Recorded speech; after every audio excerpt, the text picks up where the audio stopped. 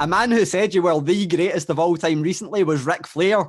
And also the Undertaker backed that up. I think Ric Flair said only Ricky Steamboat comes, in the same bracket as you. What do those words mean to you? And do you agree with them? Well, look, I'm not. Yeah, look, it's all subjective, right? Ours is not a line of work that deals with stats and things of that nature. I will say this: over the years, when I was younger, it was a drive, it was a passion, a desire to be the best, to want to be called, or at least grouped in with the greatest of all time.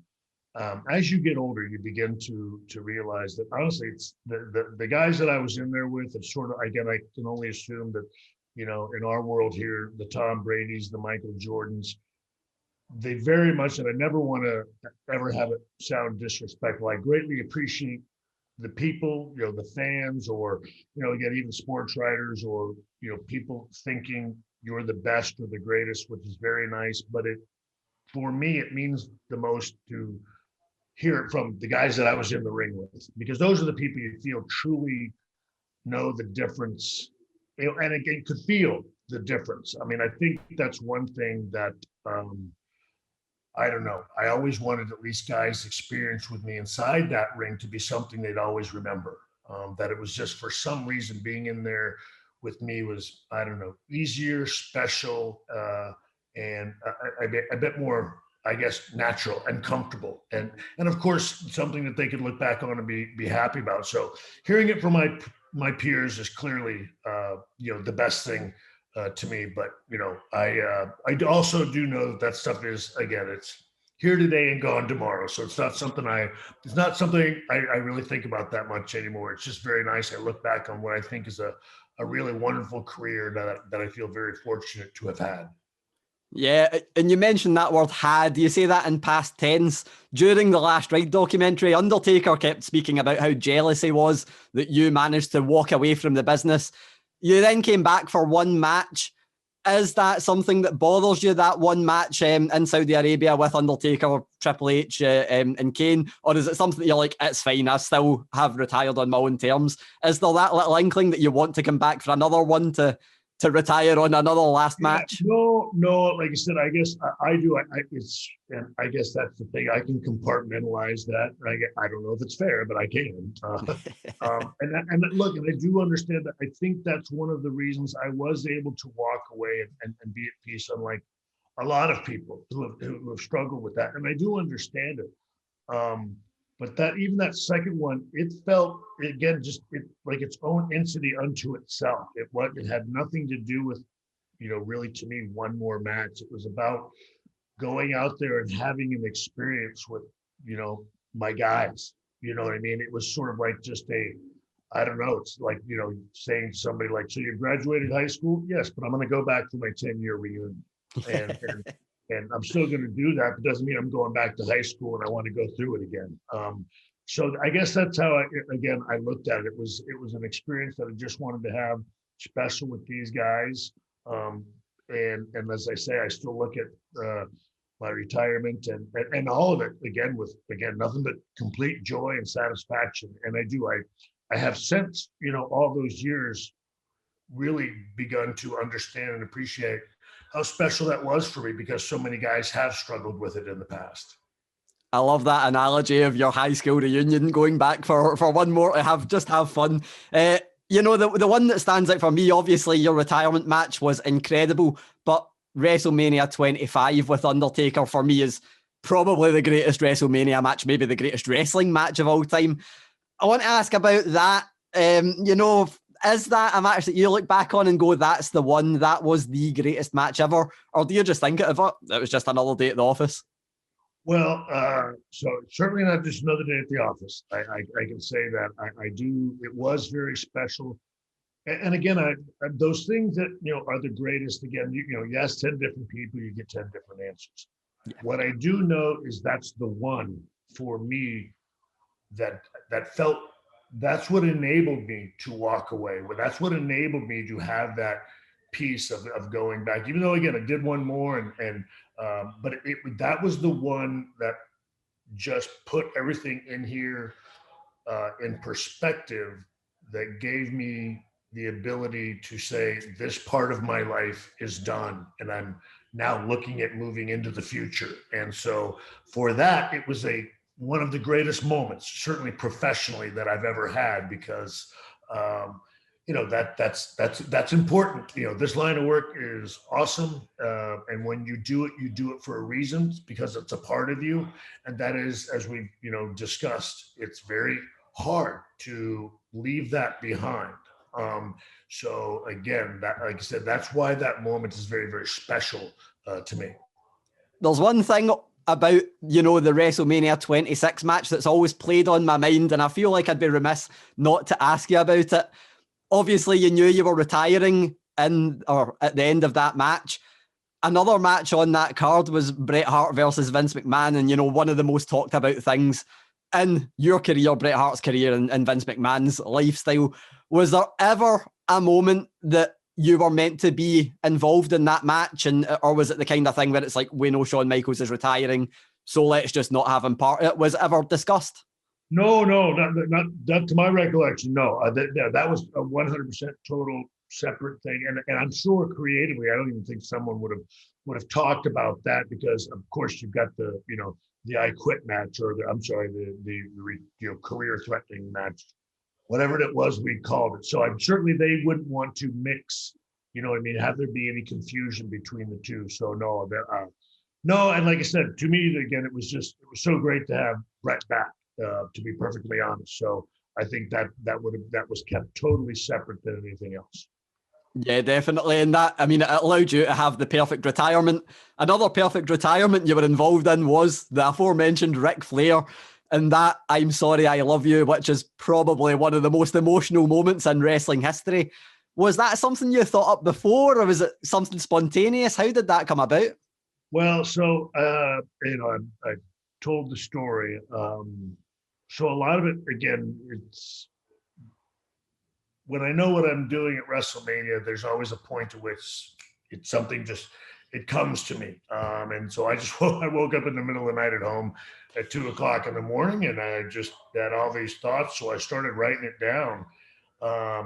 And truth be told, I get very emotional writing it down, because then it started flowing from this 15-year-old wrestling fan, and what this guy's impact sort of was on my life, and then ending up being my career, and then a friendship and everything else. So it just got really, emotional at the end, and I was sitting there to myself, and I'm looking at it, and I thought, I don't know if this is spectacular or if it's just the dumbest thing I've ever seen, because it's a grown man writing a love letter to another grown man.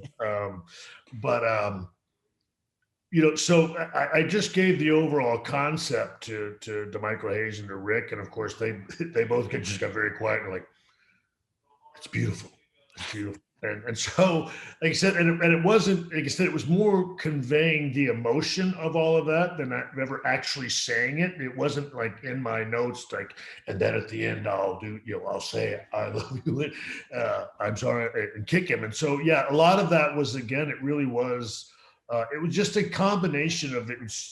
That's what I was saying in my thoughts. And then it just occurred to me, how about I actually say it? You know what I mean? And then, so I honestly can't remember if I recall telling anybody I was going to say that or not. I just know, because it was very, as you can see, Rick was crying in the match. He was crying right after. We were crying before. It was an emotional time anyway. So there was a great deal of realism to that. Because again, it was taking me back to the 15-year-old guy that was watching him on TV, and now having the opportunity to have his last match in the WWE. And so there are some aspects of this stuff where we get old and soft, and that was one of them. Yeah. I like that you mentioned that word soft there, because that's something I need to bring up. You, as someone who spent your whole life in wrestling, and you're now a trainer, a mentor, coach, do a load of things backstage. I recently asked Triple H about Undertaker, and he mentioned that Undertaker might be joining NXT to help along with that. Undertaker recently made some comments about the product now being a little soft for his liking. I'm not going to ask you about that because it's been asked everyone to death. But what I want to ask you about, by your own admission, you were a little bit of, a wild child when you were in wrestling. You had a bit of a different life outside of wrestling than the life we see, wrestlers have nowadays. How would the Shawn Michaels that we know now, that, as the mentor, as the guy that's coaching everyone along, how would he deal with Shawn Michaels from back then? I don't know. I would. I don't think I'd deal with him, and I'd probably suggest that we let him go. He's going to be nothing but trouble, no matter how talented he is. Like I said, either that or get him help. And that would be the only. Honestly, that would be the biggest thing. Is, again, especially I guess as I look at it, I think to myself, well, I was good at my job. So when you see that kind of ability. And they're young and they are just angry at everything and obviously have a problem, as opposed to getting rid of them. The first thing you probably should be doing is helping them. So the more that I think about it, I think to myself that, again, we should try to at least help him, because the young man is going to end up hurting himself someday. Where it's going to be one of those wrestling tragedies that we hear about. So I think if he had all the drug issues and things like of that I had, that'd be the first step. If it was just an attitude thing and there were no other circumstances, that's when, sometimes it may not matter how good he is. He's probably more trouble than he's worth. Most definitely. And I've got two final questions because I don't want to take up too much of your time. I'm very appreciative that you've given me so much time. Every wrestling fan nowadays, all the hardcore fans, always talk about kayfabe, how kayfabe is dead. I think two of my favourite Shawn Michaels moments across your career have been moments where you've broken kayfabe in the middle of the ring or on the ramp. One being the click moment and one being the hug on the top of the ramp with Undertaker and Triple H. What was the process behind those? Was there any thought process, or was it just that pure emotion kind of took over and you went, this has to happen? Yeah, I mean, clearly at different points in my career, but again, the one was, just saying goodbye to your buddies. And certainly for me at that time, we had also spent so much time together, and it was it was them leaving, and back then we were on the road with each other 250, 275 days a year. They're family at that point. And so that was emotion. And the one with Undertaker, again, the same thing. Again, now we're talking about all of us older, mellowed out, grown, changed with each other, but still, again, intertwined in a very unique business and in a very unique situation. And like I said, there are some times in this line of work where it gets to be real. And I guess as you put it, the breaking of the kayfabe, that realness also works for the job. It also works for the fan base, the whatever you want to call it, the entertainment, the enjoyment of the viewer as well. I think those are times when those aren't things that hurt the business. Certainly that one with the Undertaker. I know that the curtain call and all that years earlier was seen differently by a lot of people, and I understand that. But I think the one. Now we've come all these years later, and I don't think that would be looked upon the same way now, because it's not as if a lot of people don't understand how the business works. Yeah, most definitely. And I do have one final question. I want to bring it back to the modern day. We are getting to talk, thankfully for me, because of technology, and it's a wonderful thing. NXT UK, of course, I've spoken to a few people and they say that the most bizarre thing ever is hearing your voice, booming over the production that allows you to help them put out a product, which we're all thankful for. What's that like, producing a wrestling show from the other side of the world and having your voice boom over a venue to all these people?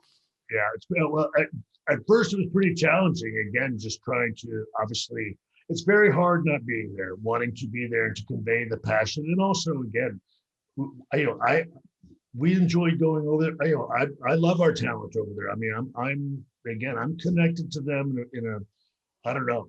I hope in a way that they understand is unlike a lot of stuff. Again, it is almost like family. They feel like estranged sons and daughters. I mean, that again, you begin to really care about them and want success for them and want them to fulfill their hopes and dreams. And I love being over there physically, being able to do that, to convey that with them. But thankfully we can still do it in this environment. It's just a little bit more challenging. And yeah, sometimes the only way to do it is to hit the little switch and what they call the voice of God, and and say it over. So it has to be shorter and sweeter. As you can tell by this interview, I can be long-winded. So that's been the hardest part, is conveying our appreciation and our thanks, for everything and all the hard work that they're doing, but trying to do it in a timely way that doesn't sound too overbearing with them at the in that system. But again, it's great to be still having to be able to be so hands-on with NXT UK, and we're very happy with our relationship there at BT, and just a great success. And of course, the fact that the NXT UK universe enjoys it, obviously is a blast for us as well.